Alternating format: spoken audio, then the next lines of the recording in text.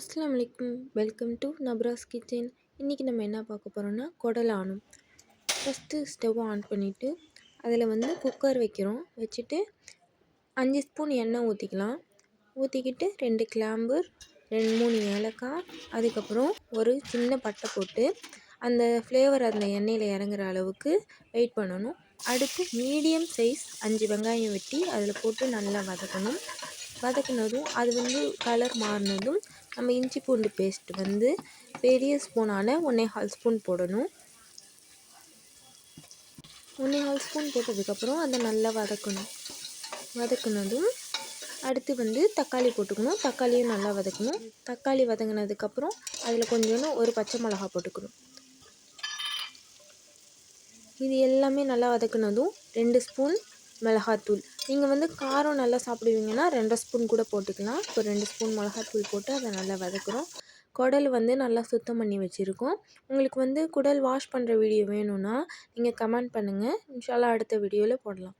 இப்போ அதில் நம்ம க்ளீன் பண்ணி வச்சுருக்க குடலை ஆட் பண்ணி அதை நல்லா அந்த மிளகாத்தூள் மிக்ஸ் ஆகிற அளவுக்கு நல்லா கிண்டிக்கணும். அது கிண்டினதுக்கப்புறமேட்டுக்கு நம்ம நெக்ஸ்ட் 2 ஸ்பூன் மிளகுத்தூள், 2 ஸ்பூன் ஜீரகத்தூள், அதுக்கப்புறமேட்டுக்கு ஒரு பெரிய ஸ்பூனால் கொத்தமல்லி தூள் 1.25 ஸ்பூன் போட்டுக்கணும். போட்டுட்டு அதை நல்லா கிண்டிக்கணும். இதோட மசாலா ஃப்ளேவர் அதில் இறங்குற அளவுக்கு நல்லா கிண்டிக்கணும். அடுத்து 1/4 ஸ்பூன் அளவுக்கு மஞ்சத்தூளும் 1 ஸ்பூன் அளவுக்கு ஜீரகத்தூளும் போட்டுக்கணும். இப்போ நான் சொல்கிற அளவுலாம் சின்ன ஸ்பூன், டீஸ்பூன் அளவுக்கு சொல்கிறேன். மிளகாத்தூள் மட்டும் நார்மல் ஸ்பூன் அளவுக்கு சொல்கிறேன். ஓகேங்களா? இது நல்லா கிண்டினதுக்கப்புறமேட்டுக்கு நம்ம தண்ணி ஊற்றிக்கணும். எப்படின்னா குடல் முழுகிற அளவுக்கு தண்ணி ஊற்றணும். அப்போ தான் அது நல்லா வேகும்.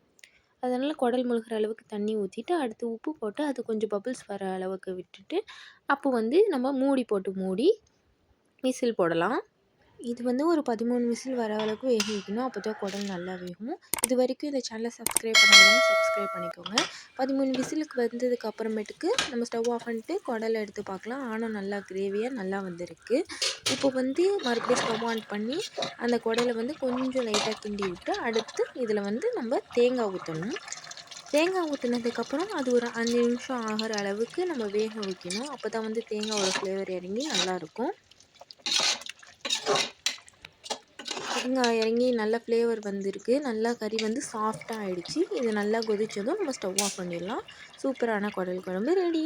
இதை நம்ம சுட சோறில் வச்சு நம்ம நல்லா சூடாக சாதம் வச்சு அதில் இந்த குடல் குழம்பு ஊற்றி சாப்பிட்டா சூப்பராக இருக்கும். பாருங்கள் குடல் குழம்பு எவ்வளோ சூப்பராக இருக்குதுன்னு. இப்போ நம்ம கொஞ்சோன்னு அதில் ஊற்றி இந்த குடல் குழம்புக்கு தொட்டுக்க நம்ம அப்பளப்பூ வச்சு ஊறுகாய் வச்சு சாப்பிட்டோன்னா சூப்பராக இருக்கும். குடல் குழம்பு ட்ரை பண்ணி பாருங்கள்.